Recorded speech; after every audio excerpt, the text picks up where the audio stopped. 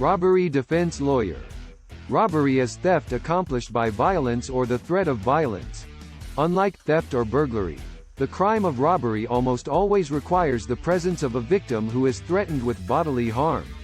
If a weapon is used, or the victim suffers an injury, the robbery may be charged as armed or aggravated robbery. For example, Diane sneaks up on Jesse, demanding Jesse's money while pressing a plastic object into his back. Jesse gives up his wallet. This would be charged as a robbery. If Diane used an actual gun, or Jesse was injured, the crime likely would be elevated to armed robbery or aggravated robbery. The element of force sits at the core of the crime of robbery.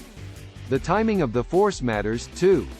For example, if a thief uses violence only when attempting to flee the scene, the charges would include theft and perhaps assault, but not necessarily robbery. The use or threat of force can be slight.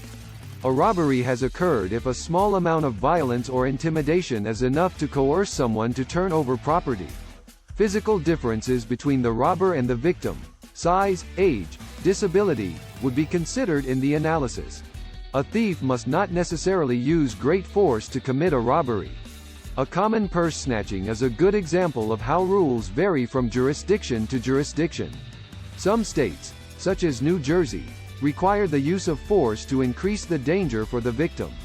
In other states, like Maine, juries can conclude that the force used to grab the purse could satisfy the use of force element of the crime. For more information and a free consultation, please call at 407-917-3660 or visit us online at www.thelawman.net.